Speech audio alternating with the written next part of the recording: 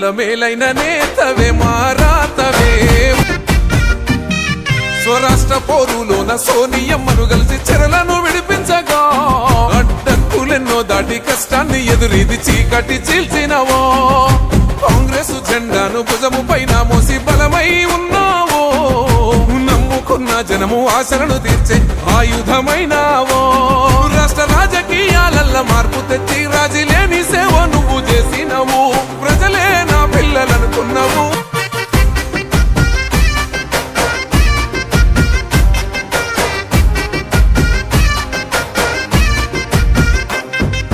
ఎనలేని అభివృద్ధి కనుల ముందు పరిసి కలను